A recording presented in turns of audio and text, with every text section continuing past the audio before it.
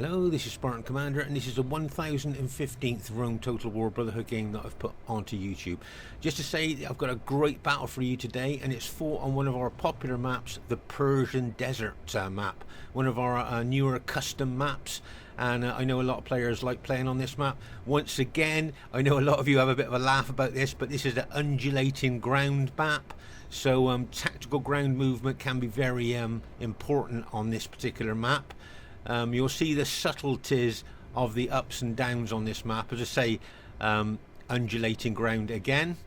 And as I say, this Persian Desert map is one of our favourite maps. I know a lot of players like playing on this one. Okay, so our first teammate is someone who's called himself Chinny Poo, but is in fact Scorpion King SR, and he has bought the Parthian faction. Now he's got 10 cavalry, 4 hillmen, and 1 peasant unit. Okay, remember that these are the cataphracts here, and if you notice there, he's got 8 upgrades on some of his cavalry, but I think the majority of his cavalry are fully upgraded. If you count the upgrades there, can you see 9 upgrades? 3 veteran stripes, gold shield, gold attack. Okay, so 3 experience stripes, gold shield, gold attack there. And if you notice here, you'll see we call these guys, as you know, the tanks of the ancient world, because they're armored from head to toe, and used properly they can be battle winning troops there. Okay, there you are. But because they're heavily armored, running in the desert with them too much will tire them really quickly. As you know, on a desert battlefield, all units get tired more quickly, but heavily armored cataphracts like these guys, if you run them around the desert too much, they'll get tired really quickly and lose their battle proficiency. Okay, now here you'll see he's got the hillmen. He's gone for the hillmen here. Now the main infantry of Parthia are the Eastern Infantry, or the Pajama people, as a lot of players call them, and they're 122 man units. Okay, but over the years we've found that, strangely enough, that these 80 man hillman units seem to perform better than the Eastern Infantry with their 122 men.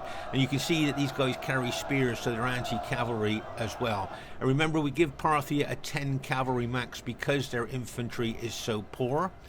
And here you'll see that he's got an Eastern general unit there. Okay, that'd be a fast moving unit there, so he decided not to make his general a cataphract. He's gone for the Eastern General fast-moving unit. Be interesting to see how he uses that during the course of the battle. So there you are, that Scorpion King's Parthian army there, and it'll be interesting to see how well he uses it during the course of the battle. Okay, our next teammate is a Brotherhood member, Fesen. Now he's got 14 infantry, 1 town watch, and 6 cavalry, but he has an unusual army build that we're going to have a look at in a minute. And here you are. If you have a look here, you'll see that within his army he has bought, get ready for this, not 1, not 2, but 3 morale boosting eagle units. So he has got a heck of a lot of morale, plus his infantry general as well. So there's 4 lots of morale boosting units there that will be giving morale to his troops. He's got a town watch unit here, which I'm presuming he'll put out the front of his battle formation as a kind of a mini pilot shield unit there. Quick look at his cavalry. He's got 7 upgrades on some of his cavalry, an experience stripe, gold shield, gold attack. But others of his cavalry, he's got 8 upgrades on, 2 experience stripes, gold shield, gold attack.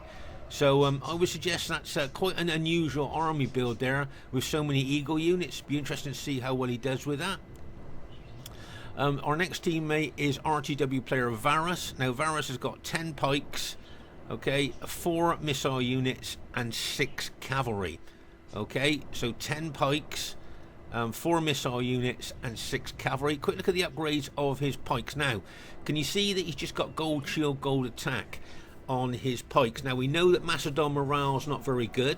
Okay, so a veteran stripe, an experienced stripe, I would suggest would be quite important. And remember what we found out over the years, that the optimum upgrades from Macedonian Royal Pikemen are 8 upgrades, 2 veteran stripes, gold shield, gold attack. That is the optimum upgrades. So just a gold shield, gold attack on his pikes, bearing in mind Macedon's morale, as we said, is not very good. I would suggest would be an unusual amount of upgrades to put on those pikes. But please leave your thoughts in the comments, because everybody builds their army to their strengths.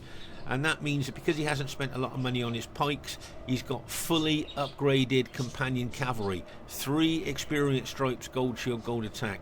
Now remember, very often these guys are called the winged horsemen because of those wings on their helmets. And remember, they've got a massive 9 charge bonus. Remember, the charge bonus is the impact and penetration that a unit can do. So what he's done is he's spent less money on his pikes, but have fully upgraded his cavalry. And as I say, remember that people build army builds to their liking. And here you can see he's got Aurelian mercenaries there, which are missile troops. Okay, you don't see them very often. You can see they throw those spears that they're carrying there. If you notice there, can you see in the spear hand there? So as I say, everybody builds their army to their own specifications, to what they like. And so that's Varus' Macedonian army. And our last teammate is myself, Spartan Commander, who's got 13 Spartans. Okay, a very old army there, as usual. Very old army.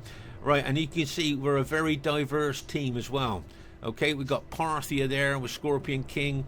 We've got Rome with Fesen. We've got Macedon with Varus. And we've got Greek cities with myself. As I say, it's got potential to be an absolute cracking battle. And here is the other team. We have an SPQR clansman called Neezgrove. Now he's got 10 infantry and 6 cavalry. Now his army is quality over quantity. Okay, I just want to show you what I mean. Can you see his 10 infantry have got 7 upgrades on? That's an experience stripe, gold shield, gold attack. Okay, so a veteran stripe, gold shield, gold attack on his 10 infantry. Okay, so as I say, there once again, 7 upgrades and experience stripe, gold shield, gold attack. So as I say, with just 10 infantry, he's gone for quality over quantity. I think his cavalry was quite well upgraded as well, if I remember correctly. Let's have a count of the banners. 1, 2, 3, 4, 5, 6, 8 upgrades on his cavalry. So that's 2 experience stripes, gold shield, gold attack. Okay, so make no mistake, that is a quality army. And as I say, he's decided to go for the quality over the quantity. So it'll be interesting to see how well he does. And nice to see an SPQR clansman as well. Notice in his battle formation, no pilot shield unit, and that's because we've only got 1 Rome on our team that throw pilots at him. So he doesn't need a pilot shield unit because he'll just keep his army away from our Julie ally there.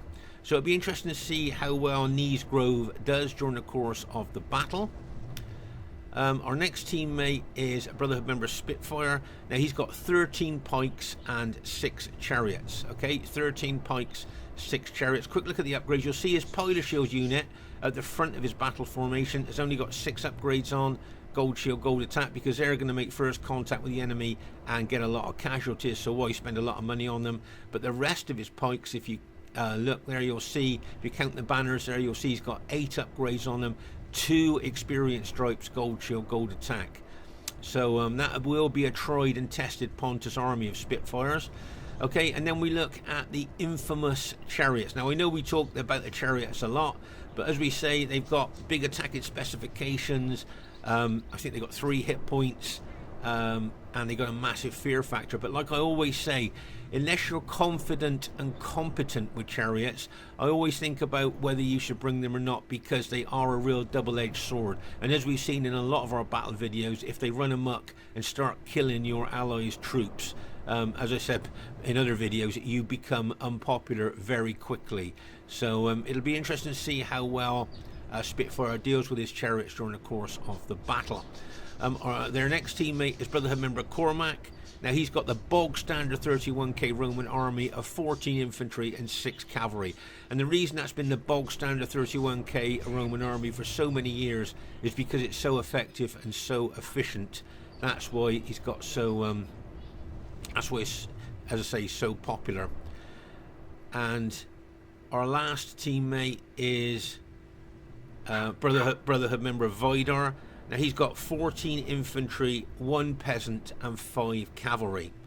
Okay, 14 infantry, 5 peasant and 5 cavalry there. And you'll see that he's got an eagle unit there and another eagle unit there, plus his infantry general. So he's got a lot of morale boosting units there within his army.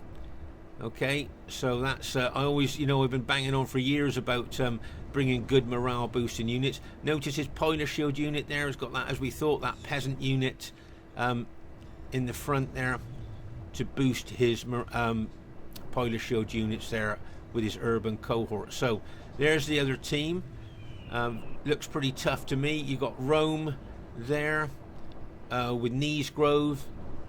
We got Pontus there with Spitfyr. We got Rome there with Cormac, and Rome here with Vidar. Should be a cracking battle for you to watch. I hope you enjoy it. Okay, at this very, very early stage of the battle, I thought I'd just give you a heads up that, as you can see, I'm on the left flank and the team has decided that we're going to form up on the right flank there. So like on a lot of our custom maps, I'm now running from one flank to the other. So there you are, and I hopefully won't get intercepted by any enemy troops. Let's say those chariots are quite fast moving, but bearing in mind that it's Greek cities here, I doubt very much whether I will be intercepted by enemy cavalry or chariots. Now, over here on the right flank, as we know, Scorpion King has got his Parthian army, and we know that he is very, very aggressive when he, well, with any of his armies really, but especially with Parthia, we found him to be very aggressive. Now you'll see that Vidar here is going for Scorpion King's cavalry, and Vidar is using both his infantry and cavalry working together there. So it makes it very difficult for Scorpion King to attack, because if he tries to hit Vidar's cavalry, obviously the infantry is close by. So the best thing really for Scorpion King to pull his cavalry away from that situation, especially with the red line, the dead zone as we call it, just right behind him there. Now if you notice here, his general has become separated from his cataphracts there. Okay, let's just pause the game for a second here. Now make no mistake, Vidar would love obviously to catch Scorpion King's general unit there and kill the general. Okay, where is the general? There he is. I can see the general there. Okay, just there. That's what Vidar would like to kill. Parthian morale, as we know, is not very good, so kill the general, take away even more morale there, and that's what Vidar would like to do. And I can see some enemy chariots there approaching as well. You'll see here that I think it's a Spitfyr there, bringing his chariots, his fast-moving chariots over as well, to possibly try and take out Scorpion King's general. So as I say, Scorpion King's got to be very careful now with his general unit, and especially with that red line right behind him there. It kind of cuts his room out a little bit there for maneuverability. And he needs to watch his cataphracts here as well, because Vidar's moving in with his infantry. Would love to throw loads of pilers into Scorpion King's cataphracts there.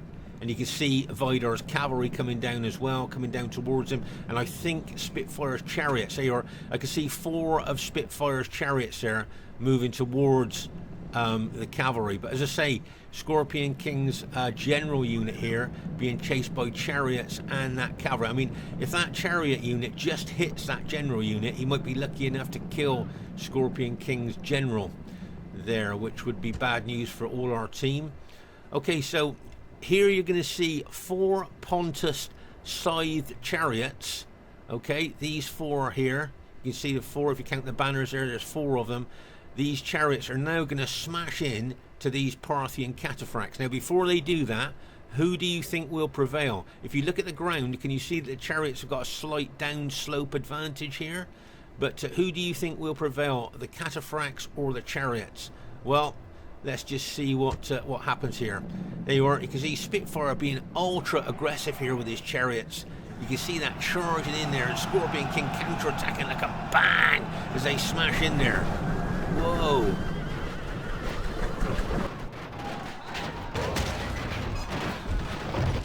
Fierce battle going on there. But they were, the Parthian cataphracts have prevailed there. They outnumbered the chariots anyway, but yeah, I just thought that was interesting for you to see, Parthian cavalry versus chariots there. As I say, the cavalry did outnumber the chariots, but I still thought that was quite an interesting little tussle between those two powerful forces. But Scorpion King's got to remember to rest his cavalry, because they're heavily armoured, and in the desert environment they will be tired. You can see Vidar moving his infantry down towards him there. But over here, you'll see that the chariots have nearly caught up with the general unit and that one cavalry unit of Vidar's as well. Okay, and so as I say, they might just be lucky to catch that unit and kill the general. We just have to see there. Oh, I think, if I'm not mistaken, did the chariot catch the Parthian general there and kill him? So that's not very good news if he did. But as I say, Vidar's infantry there is just waiting to get close to Scorpion King's cavalry so he can throw loads of pilots in. But Scorpion King will be aware of that. Okay, so meanwhile over here, as I say, I'm running over from the left flank. I just want to show you a good bit of teamwork here by Fesen. Okay, now if you notice here, Fesen's brought his cavalry over there, okay, to stop any lightning cavalry chariot attacks on my moving infantry. Remember, I'm running over from the left to the right, so Fesen put his cavalry there as a cavalry screen to protect against any, as I say, lightning attacks on my moving infantry. Here you'll see that Varus is putting his Aurelian mercenary missile units in front of his pikemen there to throw into Cormac's army. Okay, so just remember this is Persian desert, so units get more tired if they run around quicker than they do on other types of maps. Now, is Fesen looking to smash into the flank of Cormac there? Well, the Macedonian maybe hold them. I don't know. Be interesting to see what Varus and Fesen are going to do. There, can you see Varus is now running his pikes forward, and I would suggest that those pikes are going to run forward to maybe hold and pin Cormac while Fesen comes in on his flank. I don't know what all of you are thinking there. That's a possibility there. And of course you've got Varus's fully upgraded companion cavalry just behind his pikes.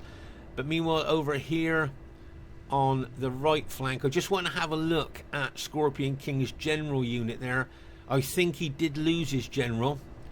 If we have a look at that general unit there, I don't think I can see the general. No, the general's not there. So he was very, very unlucky there that all of these general unit cavalry there were missed, but the chariot did manage to kill his general. So that's a bit of bad news for Parthia. As we know, their morale's not very good anyway, but to lose a general, that's very bad news for our team. But meanwhile over here you can see that Fesen and Varus may well be looking to team up. As I say, just look at the undulating ground on this map. So as I say, tactical ground movement on this map is very, very important.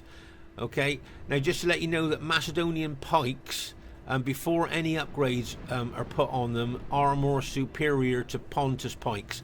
Okay, I think if my memory serves me right, the Macedonian pikes have got 3 more defensive points than Pontus, as I say, before any upgrades are put on them. So Varus may well fancy his chances against Pontus there. But over here you'll see that those hillmen of Scorpion King have just been routed by Varus's powerful cavalry there. So that's all of the Parthian infantry, I believe, have just been taken out by Varus' cavalry.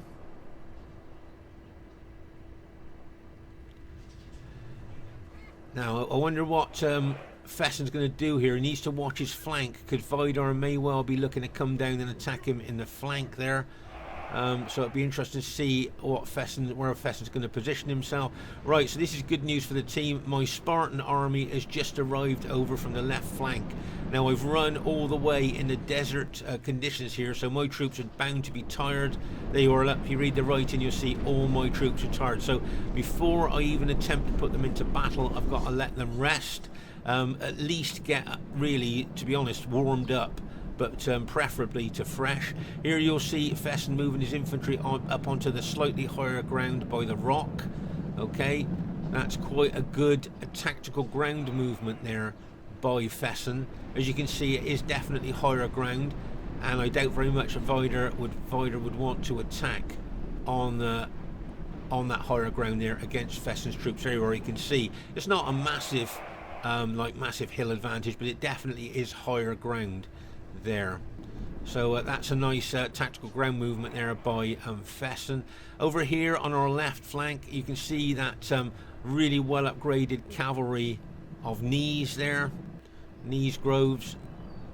there. And you can see, remember, Varus's cavalry is fully upgraded. And if Varus attacked, he'd have the downhill charge bonus there, look, if you wanted to do that. But you can see that Varus has put a couple of his cavalry units into these little this boulder area here. And you can see that Neez is bringing his cavalry over into this boulder area as well. I've only fought once in this boulder area, and it's a really interesting part of the map because those boulders really do stop attacking troops. It really does kill the charge bonus and momentum of attacking troops in that particular area. Meanwhile, over here, you'll see that the enemy troops are kind of forming up as we are.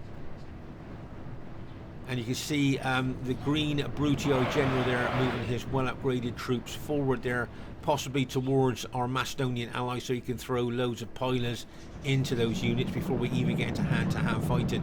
Right now, here you'll see Scorpion King taking his cavalry over to maybe form up with Varus's fully upgraded cavalry. And of course, you've got those Aurelian mercenaries of Varus as well that can throw missiles.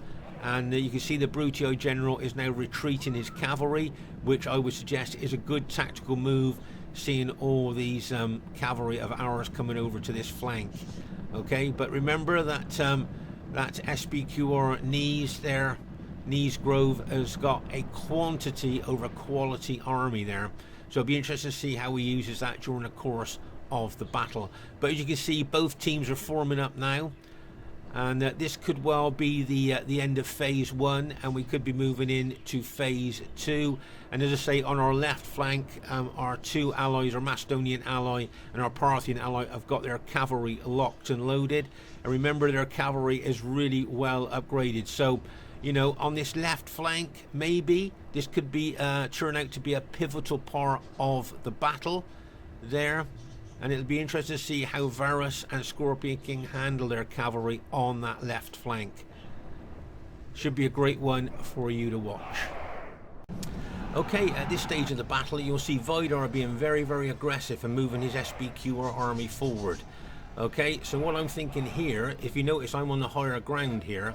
So I'm thinking about a downhill charge into the SPQR infantry. And it wouldn't surprise me if he pulled his infantry back. There you go.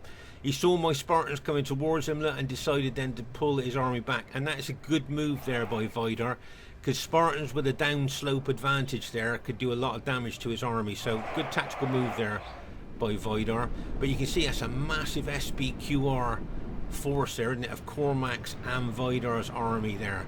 That is a massive load of Roman infantry there. Imagine the pilers they could throw into us there. I mean, that's a massive load there. And then you've got the Pontus pikes there as well.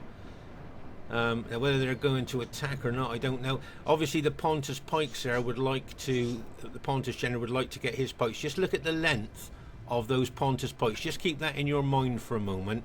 And this is why the Pontus general would like to take on my Spartans. So if you look at the length of those Pontus pikes, and then look how short my Spartan spears are in comparison. I know we've looked at these before in our battle videos, but that's why the Pontus general would like to take on my Spartans, because obviously those massively long pikes would give him a massive advantage over my Spartans, because they could kill my guys before I could even fight down those pikes to kill the man on the other end. So that's what the Pontus general would like to do. Now, meanwhile, here, as we saw earlier, you'll see that Scorpion King and Varus have got their fully upgraded and highly well upgraded cavalry over on the left flank there. Now, if they work well together, they could do a lot of damage to the enemy troops. But remember that the Brutio general's troops are quality over quantity. All his infantry has got a veteran stripe on, and I think his cavalry were 8 upgrades, 2 experience stripes, gold shield, gold attack. So they've got a lot of morale boosting upgrades there. This is a nice, looking like a nice hit from Scorpion King's general there. Very aggressive again, like a bang as he smashes in there.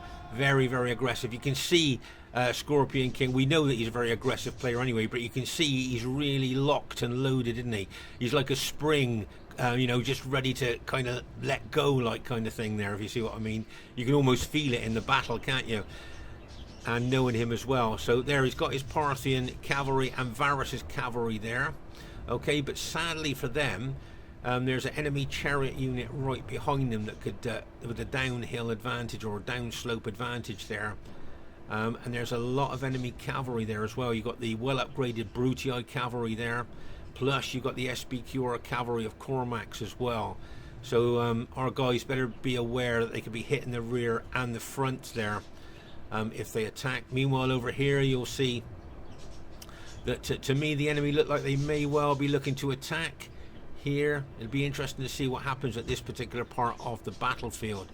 But as I say, that left flank, okay, could prove pivotal to the outcome of the battle. And it'll be interesting to see what all of you think as this battle on the left flank ensues. Okay, it'll be interesting to see what you think. Okay, so you can see a lot of enemy cavalry, a lot of well upgraded enemy cavalry there as well. But here you'll see there's a little bit of skirmishing going on between Neezgrove's Brutii infantry and Fesen's infantry there. It looks to me like Neezgrove just threw his pilers in there and are just withdrawing those 4 units. A nice tactical aggressive move there. And as I say, you can see here Scorpion King moving his Parthian cavalry forward. Like I said, you can see that he's like really locked and loaded. He just wants to attack. You can see that with his Parthian cavalry. Now you can see there's some more SPQR. Vidar's brought his cavalry over as well. There's a Pontus pike unit, look. Anti-cavalry pike unit. And now that Vidar's cavalry's going in there as well. Look, and bang! Scorpion King's cavalry kind of got caught there. There's a Pontus anti-cavalry unit, pike unit in there as well. Oh my gosh. And here you can see that Scorpion King attacked these Brutii infantry units there with his cavalry. If he's not careful, he's going to get caught by enemy cavalry there, as well as fighting that well upgraded infantry. Oh my gosh. So this, as I say, this could prove pivotal on the left flank. Look at all that enemy cavalry ready to charge in there.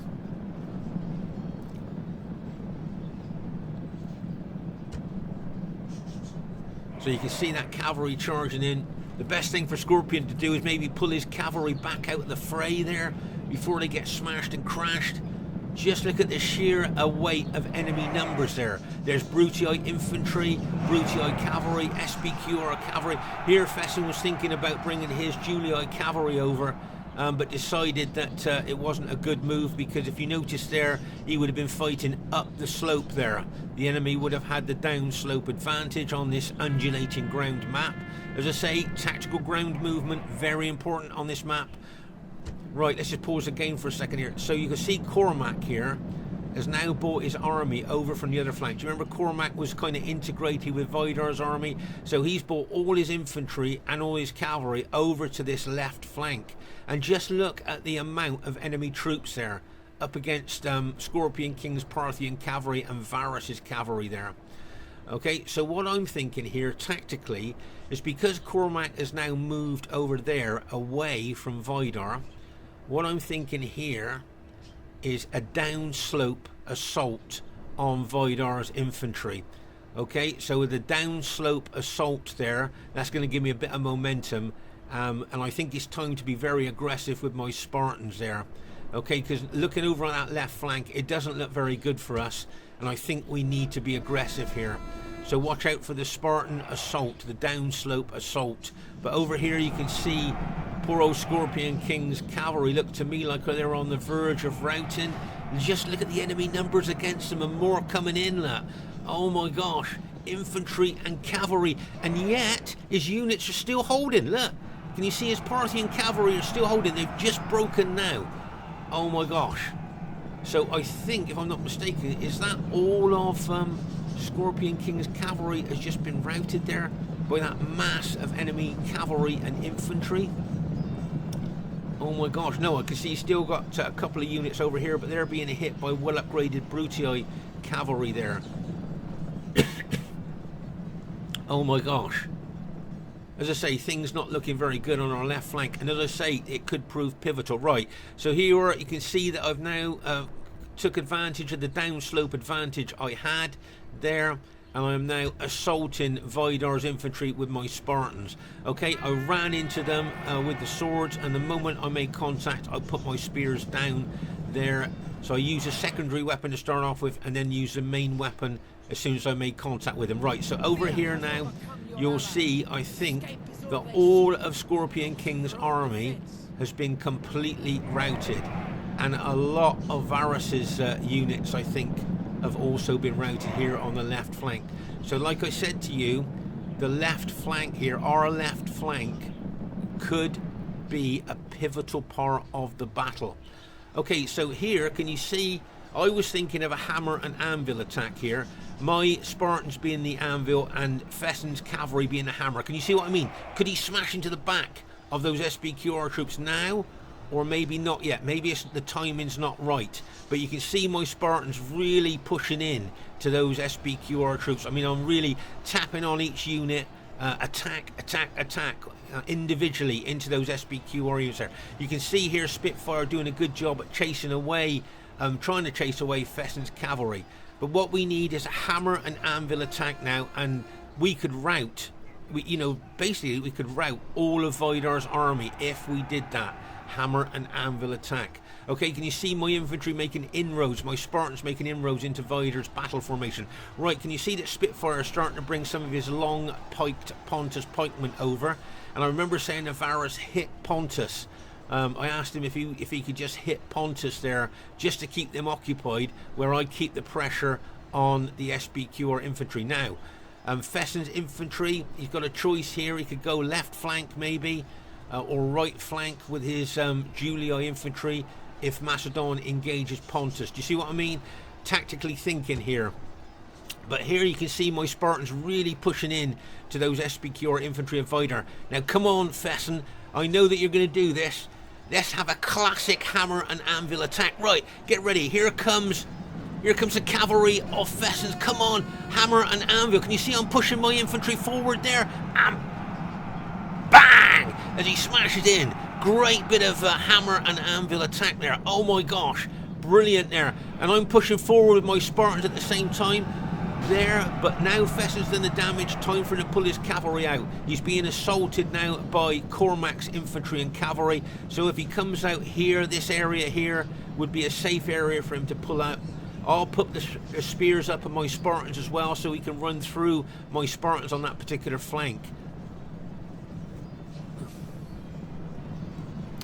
Okay, so as you can see here, Fesen now needs to move his cavalry away. We've got a couple of Pontus pikes coming in on our flank here, and you can see that our Macedonian ally is starting to move forward towards Pontus there.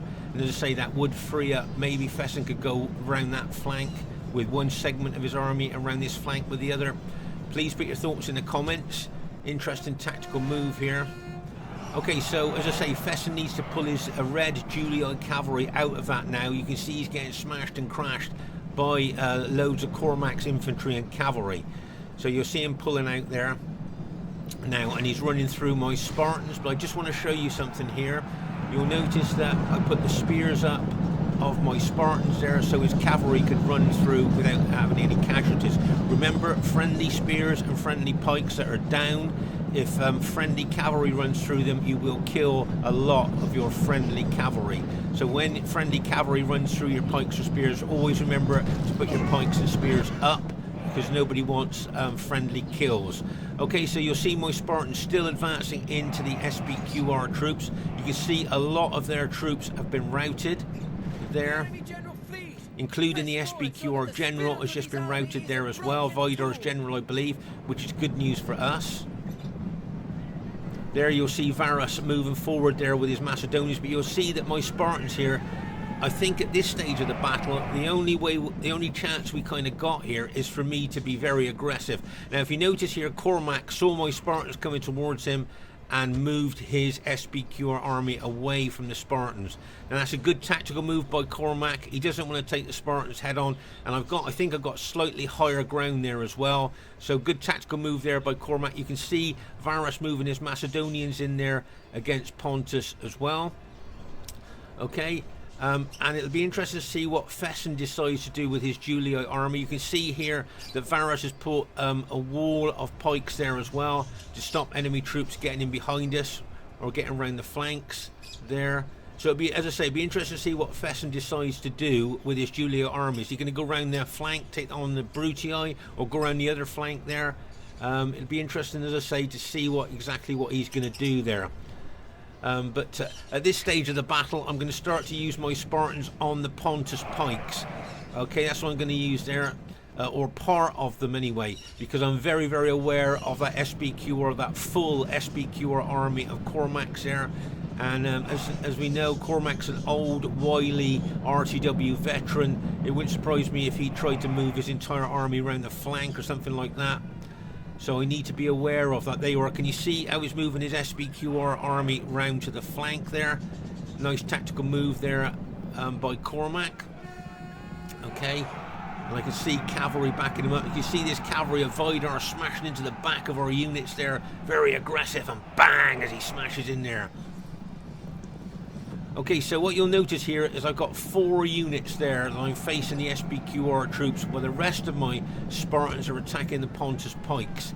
Okay, so here I've got the bulk of my Spartans there attacking the Pontus pikes along with Varus' Macedonians, but I got these 4 here to stop any attack on the rear of my engaged troops. Okay, so that's why I've got them there, but that's a massive SPQR army there of Cormacs. You can see Varus there engaging the Pontus pikes, but here you can see Fesen being very, very aggressive and attacking the Brutii troops here. Now you'll see here that the Brutii generals put some units there to protect the rear of his engaged troops, but if Fesen's quick with his cavalry, he may well be able to get in behind that wall, that defensive wall there, and smash into the rear. Now if Varus here advance either that way into Pontus pikes or maybe through Fesen's infantry into the Brutii infantry there, that could be a good move. But as I say, what worries me a little bit here is this massive SPQR army of Cormacs. He could well move his army in behind us. I'm just looking at the trajectory of his army there, maybe not looking to come in on the flank but get in behind us there. That's what I think he's looking to do. So you'll see there that I'm moving my 4 infantry Spartan units over to join up with the rest of my units there. There you are. Can you see Fesen got his cavalry round behind the rear of that defensive wall of units that the Brutii general put up there. Nice hit there by Fesen. Went round the wall and came in just behind that those defensive units there. Looks like he's routed a couple of the Brutii units there. Another hammer and anvil attack there by Fesen there. Great move there. Caused a lot of casualties to the enemy troops. But I can see some Pontus pikes coming in on him as well. He needs to move his cavalry out, maybe to look to smash into the rear of the engaged Brutii infantry again. There, but here you can see Cormac has got his SPQR army in behind us now and is starting to attack the rear of our troops. Okay, so what I'm going to do now is I need to start concentrating my Spartans on Cormac's troops. These 4 units here, I'm going to try and go for the for Cormac's general, and these units here I'm going to try and finish off the Pontus pike that's in front of me and then bring those units in to attack the SPQR troops. Okay, so that's what I'm thinking there. Okay, but if you notice at this stage of the battle, the enemy have got a massive, massive cavalry advantage on us. Okay, and that could prove pivotal and decisive. Okay, just to give you a heads up on that, you can see here that Fesen's Red Julia army is fighting well. There comes Cormac's cavalry, look, and bang, as he smashes into the flank of Fesen's engaged infantry there. Right, that's the Pontus general's just been taken out. That's good news for us. Well done to Fesen doing that. But there you are, Fesen's had to put a lot of troops in there to try and repel that SPQR cavalry attack of Cormac's. But if you look at the battlefield, can you see there's Brutii cavalry and SPQR cavalry that the enemy have got, and we've got no cavalry left at all. As I say, that could prove pivotal. You'll see my Spartans now. I finished off that Pontus pike unit that was in front of me, and I'm now moving my Spartan, the bulk of my Spartans, into that SPQR army. And I'm going for the SPQR general there, just to give you a heads up on that.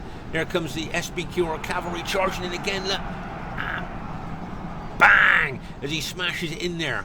Once again, Cormac using his cavalry advantage that he's got there.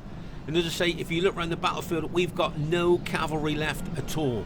So this could be, the cavalry for the enemy team could prove absolutely decisive. Here you'll see that Vidar's got some of his rallied infantry there.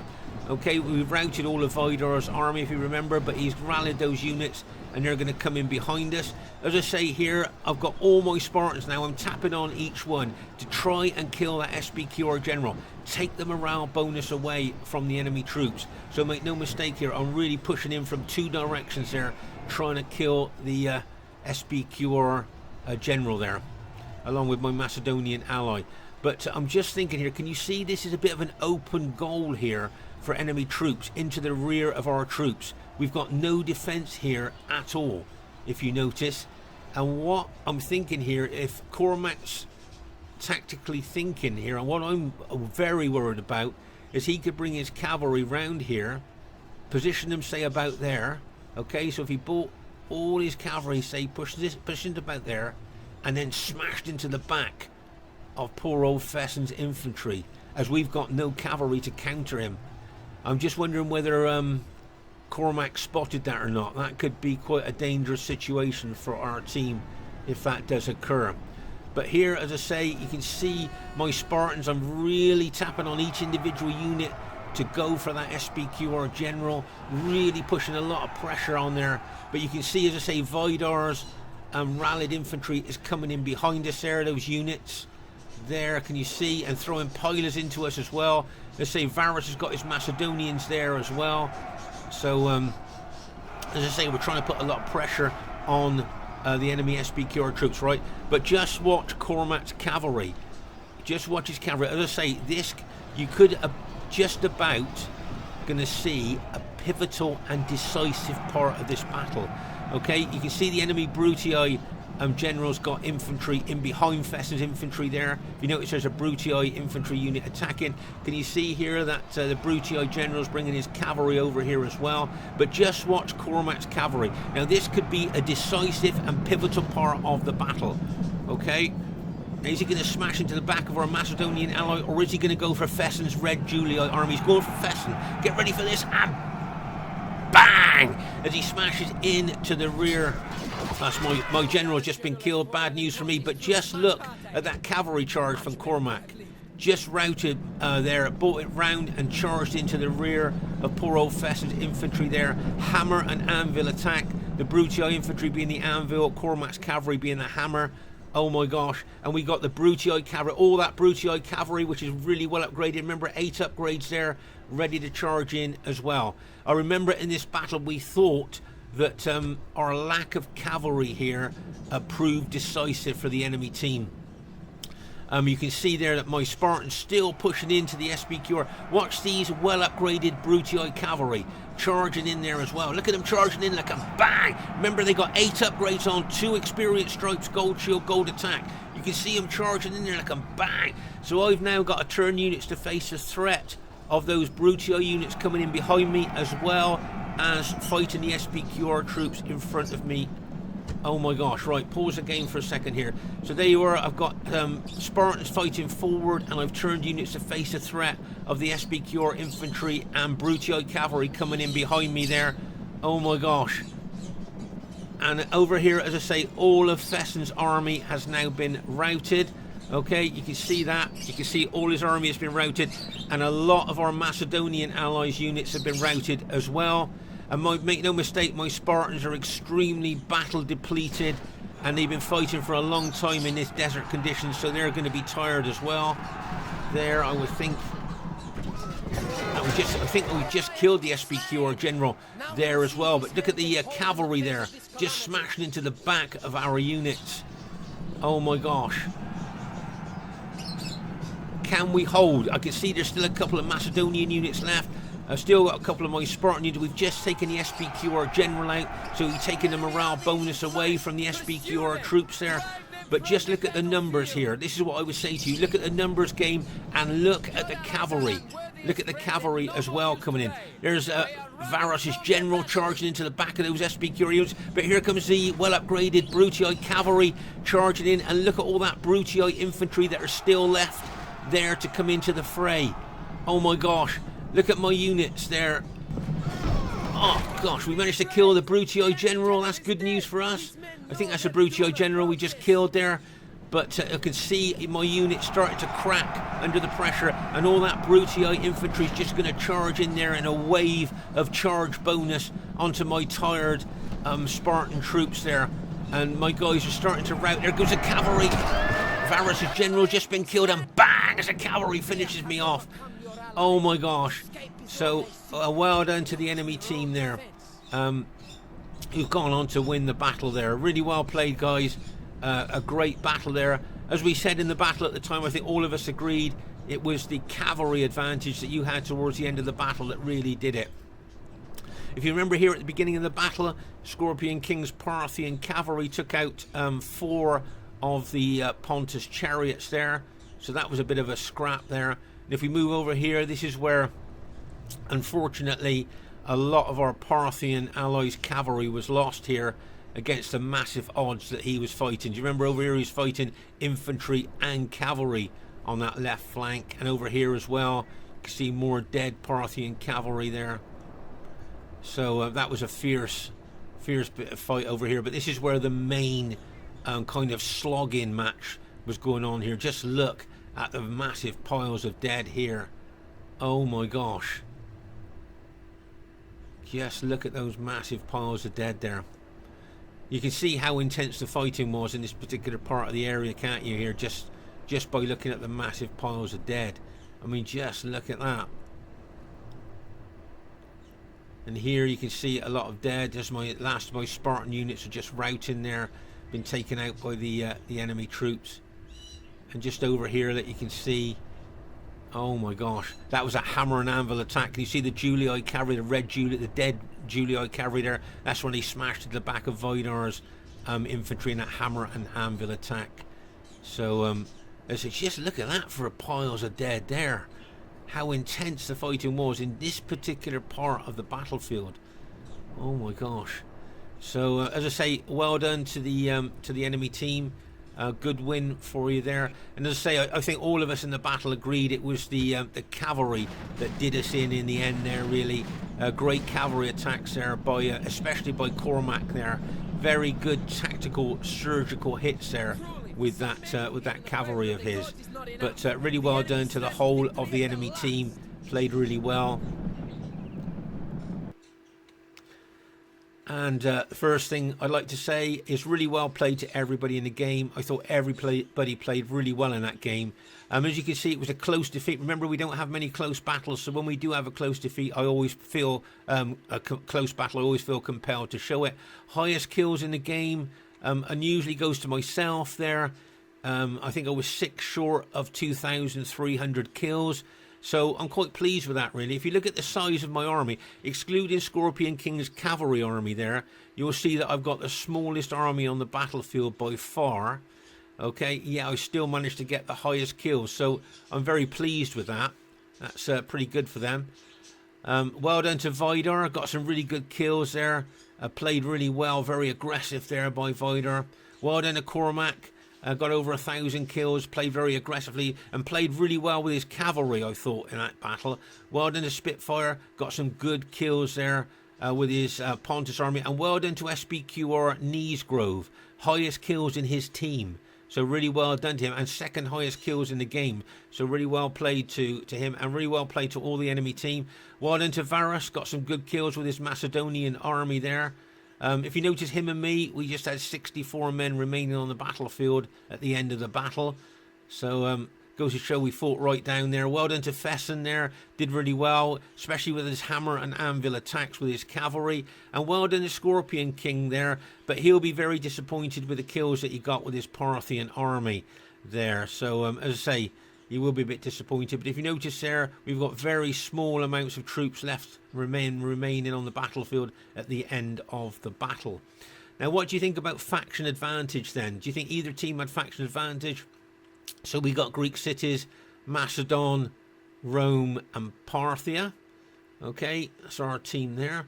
And they've got Rome, Pontus and Rome. So do you think that either team had faction advantage? Please put your thoughts in the comments. Be interested to see what you think. As I say, it's always nice to read your thoughts about our battles, so please put some comments in the comments just to let us know what you think. And as we say, we play every Friday, Saturday and Sunday night. It would be good to see you. Okay, Spartan Commander saying bye for now.